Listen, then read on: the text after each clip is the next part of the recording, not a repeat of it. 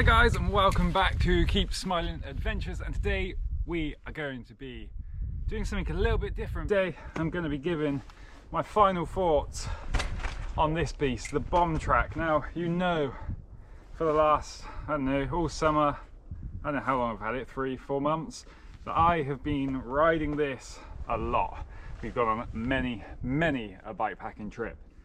So today I wanted to share my final thoughts, but before we do that, there's one thing I need to do with this bike because I've literally never done it, and that's ride it when it's not got my life attached to it. So my final thoughts on what I think of this Bombtrack. Good, bad, let's do it. Let's ride.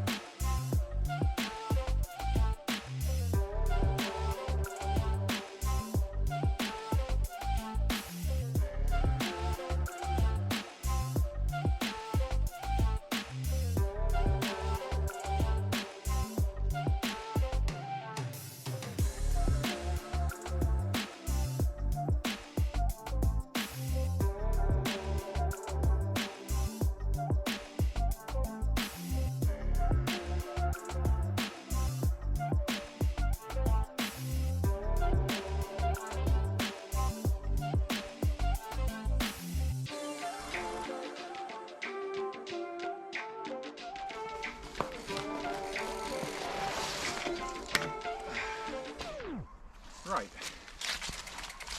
let's go over my final thoughts on the Bombtrack Beyond Plus ADV. Let's do it. Okay, so first let's start with the things I dislike about this bike, because there isn't many, to be honest. For the most part, I think this bike is near enough perfect, but there are a couple things. The first thing is the tyre size. Now, this version of the Bombtrack is the ADV version, which is the 29er by 3 inch, and you cannot literally get 29er by 3 inch tyres basically anywhere anymore. There's a few, but they tend to be very aggressive tyres, not like this Maxxis Chronicle or the WTB Ranger. Right now, both of these tyres have been discontinued. I managed to luckily find that Maxxis Chronicle on the rear on eBay, luckily, but right now I'm literally riding this WTB Ranger that desperately needs changing, but I cannot literally source them anywhere because discontinued, and there is just not that much option for a 29 by 3 inch tyre that is not super aggressive. Okay, and that brings me on to the second thing that I don't really like about this bike, and although it hasn't actually really caused me issues, it's just a little bit, I don't like it. So, and that is the tyre clearance on the back.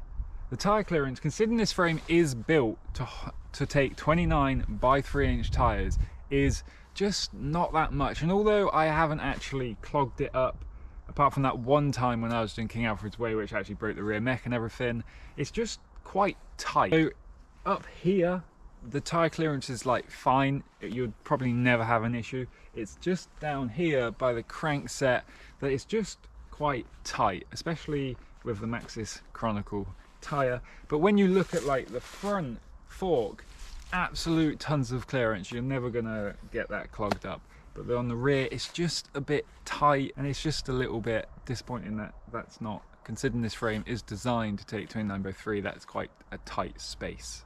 Really, that is my only two complaints about this bike, because honestly, it's such a good bike and I just absolutely love it. Now, as a 6'6" giant, 198 centimeters, nearly 2 meters, this is the best fitting bike I currently own and have ever owned. I think, as well as having the big tyre volume, and then the extra large frame, it just sits so perfectly. Now I still have a lot of seat posts showing because of my ginormously long legs, but it just fits so good. So if you're like 6'3" and probably up to like even taller than me, I'd maybe even go to 6'8", maybe even 7 foot. I think you'll actually be fine. If you're a 7 foot giant, then you might need a slightly longer stem, but honestly, the fitting of this bike is just so perfect for me, and I literally have not changed anything apart from the saddle which I put on, which is my Pro logo like road saddle, because I'm just so used to road saddles. So I just put that on, and yeah, it's just been perfect in that respect. Sizing absolutely perfect for a 6'6" giant. Now obviously this bike is aimed at bike packing, but I just want to quickly touch on this. Just today is pretty much the first time I've ever ridden like some proper trails with it not loaded, with not even water on here, just a little bit of tools on the back, and that is it. And I just want to say, this bike is just so much fun to ride. It just blows over everything. You don't really need to have that much skill, which is good for me because I do lack in the mountain bike skill, but it just gives you a lot of confidence with the massive volume in tyres, and it just pedals so well. Being a hardtail, a rigid hardtail, it just means pedaling is efficient. Now, when you do come to the road section, especially on the climbs, you do get a bit slower, and you're definitely slower than your traditional hardtail mountain bike or XC type bike because of the big tyres.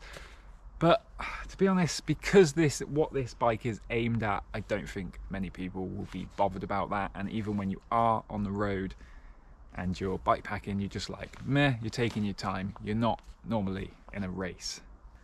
But that brings me on to how this bike feels when it is fully loaded. And now when I'm riding, let me take my gravel bike, for example, I always feel a little bit, what's the word, just kind of a bit wary about hitting certain things, going down certain trails, and I'm obviously a lot slower. On this, even fully loaded with the extra volume in tyres, you just sail through, and it actually comes into its own when this bike is fully loaded. Some bikes, when you are fully loaded on them, they just feel a little bit unstable, but this bike, honestly, you can throw it down some technical trails, some fast flowing stuff, and it just handles everything. And I actually think, for the UK at least, this type of bike is pretty much perfect for your bike packing adventures, because you never know what the trails are going to be like in England. One week it's soaking wet, the next is dusty and dry.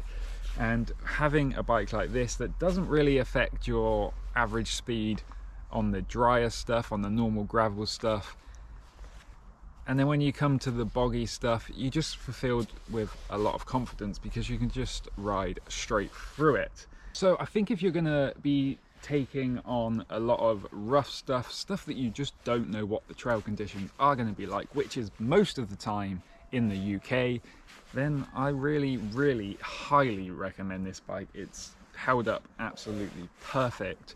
Now, there are a few damaging marks to the frame. They're just paint marks, really. You can see around the top tube. It's just where the frame bags have been. Now, I have taped it all up.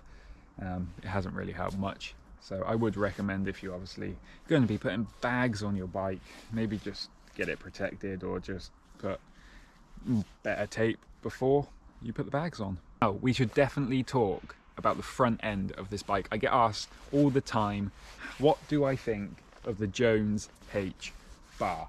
Now, at first, when I originally brought this bike, I was pretty sure I was going to not like it and I would want to change it. I'm very much used to gravel bikes and like drop bars and road bikes and like aggressive type positioning. Now, this is the complete opposite. Now, I was thinking I'd probably just go for a standard like riser bar, but however, I'm not going to swap this bar out. At least I don't think I am, because It's just so comfortable, and not only is it comfortable, there's so many places to mount things, to stuff your jacket through on this bar. It's just pretty much the perfect bar for bike packing. Now, when you're on the road, you can obviously use it as a bit of a TT bar. I don't really typically do that, but it's also wide enough that you don't feel all cramped up.